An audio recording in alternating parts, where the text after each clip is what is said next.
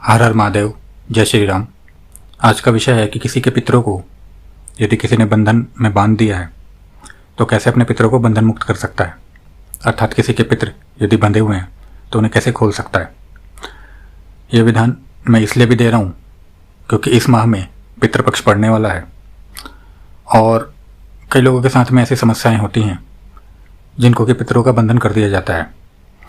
तो इस विधान से आपके वो सभी पितर पूर्ण रूप से खुल जाएंगे, बंधन मुक्त हो जाएंगे और जिस प्रकार से आपके घर में प्रतिष्ठित थे या आपके साथ में प्रतिष्ठित थे या जो लोग जिस विधि से उनके साथ में वो थे, उनके साथ में उनकी कृपा वापस आ जाएगी।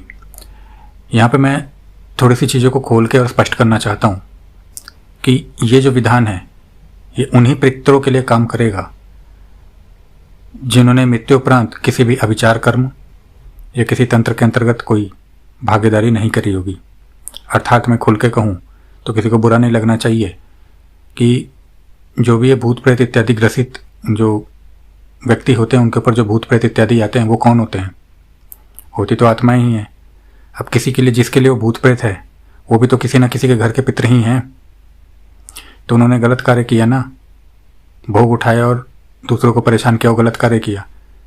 तो जो भूत प्रेत वगैरह जो जिसको पकड़ते हैं तो वो भूत प्रेत भी किसी न किसी के कुल या परंपरा के तो पितर ही हुए।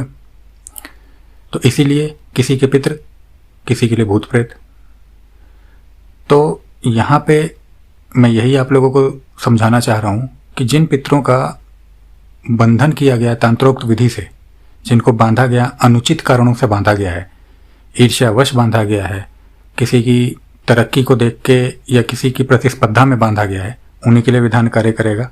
अन्यथा जिनके भी पितरों ने इस प्रकार के कोई कार्य करे हैं मृत्युपरांत कि अविचार कर्म में संलग्न हो गए, उन्होंने भोग इत्यादि उठाया और वो चल दिए किसी दूसरे के ऊपर किसी तरीके का कृत्य करने, तो उनके लिए बिल्कुल ये विधान कार्य नहीं करेगा।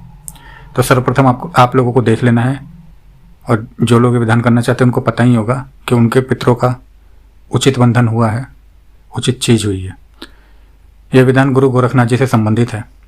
विधान पे आने से पहले मेरा आप लोगों से आग्रह है कि आप लोग मेरे चैनल को सब्सक्राइब करिए और अपना पूर्ण समर्थन मुझे प्रदान करिए।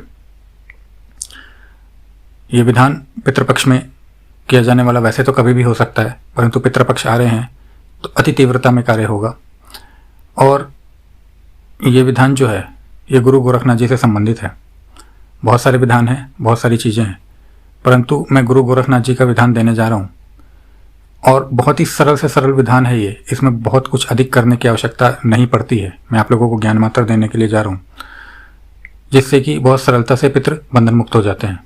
करना क्या होता है? करना ये होता है कि जो पितृपक्ष पड़े, पितृपक्ष की पहली तिथि अर्थात प्रतिपदा से ये विधान शुरू होता है। आप लोगों को नित्य ही इसमें जो एक बनाना होता है वो चावल को, कच्चे चावल को पीस के उसका एक पिंड बनाएंगे। आटे का नहीं, चावल का बनाएंगे, याद रखिएगा। कच्चे चावल को पीस के उसका एक पिंड बनेगा, उसमें स्थापित होता है। और उसके बाद में गुरु गोरखनाथ जी के लिए जो भी आप भोग प्रसाद रखते हैं वो रखेंगे और एक कलश में आप लोग जल स्थापित करेंगे। संकल्प लेके इसमें नित्य जाप होता है, 31 माला जाप होती है। मैं गुरु गोरखनाथ जी का विधान बता रहा हूँ, ऐसे तो विधान बहुत सारे हैं, बहुत सारे देवी देवताओं के हैं, परंतु सरलता के लिए बता रहा हूँ उनका विधान। कलश स्थापित होता है, चावल का पिंड बनता है और गुरु गोरखनाथ जी के लिए भोग रखा जाता है। माला 31 माला मंत्र जाप होती है और प्रतिदिन ये विधान होता है, 15 दिनों तक होता है, पूरे पितृपक्ष में होता है। इसके बाद में जब आप लोग मंत्र जाप कर लेते हैं तो जो आटे का पिंड है और जो कलश का जल है उसे आप लोगों को विसर्जित करना होता है। कहाँ पे विसर्जित करना होता है? उत्तम रहेगा पीपल की वृक्ष के जड़ के नीचे, जहाँ की आप देख लीजिएगा कि जहाँ पे चींटियों का वास हो, चींटियाँ हो। मैं बताता हूँ क्यों। या तो पीपल के वृक्ष मिल जाए जिसके नीचे चींटियाँ हो, अति उत्तम है। नहीं तो कई बार ऐसा होता है कि नहीं मिलती, तो आप लोग वृक्ष कोई देख लीजिएगा जिसके नीचे चींटियाँ लगी हुई हो। और फिर भी यदि कोई ऐसा वृक्ष नहीं मिलता है कि जिसके नीचे आप लोगों को चींटियों का हो, तो आप कहीं ऐसे खुले साफ स्वच्छ जगह पे जहाँ पे चींटियों का वास हो, वहाँ पे आप लोग कर सकते हैं। और चींटियों का यदि नहीं ही मिले आप लोगों को, तो आप लोग ऐसी जगह पे जा सकते हैं जहाँ पे कि पक्षी जो हैं वो विचरण करते हों। आप लोगों को क्या करना है कि कलश का जल उस पीपल के वृक्ष में समर्पित कर देना है, और वो चावल का जो आपने पिंडा बनाया था, उसको चींटियाँ जहाँ पर हो वहाँ पर आप लोगों को डाल देना है। आप लोगों को ये देखने की आवश्यकता नहीं है कि चींटियाँ उसको खा रही हैं कि नहीं खा रही हैं। ये आप लोगों को नित्य करना है। गुरु गोरखनाथ जी का भोग आप लोग प्रसाद के रूप में स्वयं ग्रहण कर सकते हैं। 15 दिन तक करना है, प्रतिपदा से शुरू करना है, और सर्व पितृ अमावस्या तक आप लोगों को ये कार्य करना है। सर्व पितृ अमावस्या के दिन आप लोगों को क्या करना है कि उस दिन अंतिम दिन विधान में थोड़ा सा परिवर्तन होगा। आप लोगों को जो ये चावल का पिंड आप लोग तो बनाएंगे ही, कलश स्थापित करेंगे ही, उसके साथ साथ में आप लोगों को क्या करना होता है कि थोड़ा सा कच्चा जो गाय का दूध होता है वो भी अपने साथ में रखना होता है। और वो जो कच्चा गाय का दूध है वो आप लोगों को बरगद के वृक्ष की जड़ में डालना होता है, और चावल का पिंड जो है और जो जल है वो पीपल के वृक्ष आप जहाँ डाल रहे थे वहाँ डालना होता है।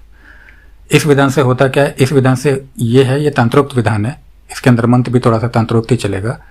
होता क्या है कि जैसे जैसे चींटियाँ जो हैं वो आप लोगों के पिंड को ग्रहण करेंगी, वैसे वैसे उसको खाएंगी, वैसे वैसे आप लोगों के जो पितरों के बंधन है वो कटते जाएंगे, खुलते जाएंगे। यह इस विधान का सबसे बड़ा जो है वो क्या बोलते हैं कि आप लोगों का सबसे बड़ा, आप लोगों के लिए उचित चीज़ है कि आप लोग इसे सरलता से कर सकते हैं, और बहुत ही आसान विधान है। पूर्ण रूप से पितृ बंधन मुक्त होते हैं, पूर्ण रूप से उनकी कृपा जैसे कुल परिवार में या जिस स्तर पे या जैसे भी जिसके साथ थी उनके साथ वापस पुनः स्थापित हो जाती है। इतना सा ये सरल सा विधान है। आशा करता हूँ आप लोगों को मेरे द्वारा दी गई जानकारी अच्छी लगी होगी। इसी के साथ में हर हर महादेव, जय श्री राम।